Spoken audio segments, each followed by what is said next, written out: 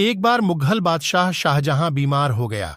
उसके पुत्रों में गद्दी के लिए युद्ध शुरू हो गया। औरंगजेब ने चंपतराय से सहायता मांगी। चंपतराय ने सहायता देना स्वीकार कर लिया। दोनों ओर से युद्ध शुरू हो गया।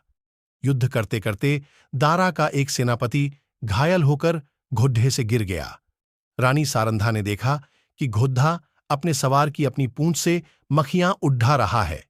ऐसा वफादार घोड़ा देखकर रानी ने उस पर अधिकार कर लिया और अपने साथ ले गई।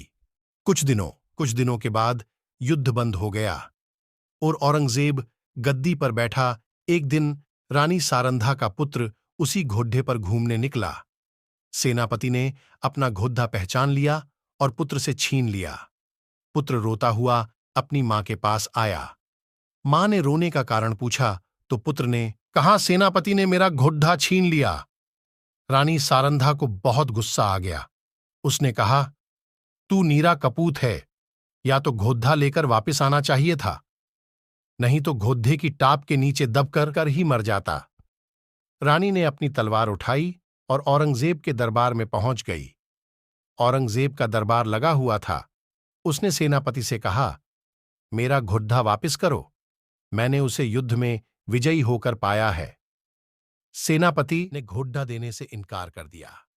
दोनों ओर से तलवार सुत गई।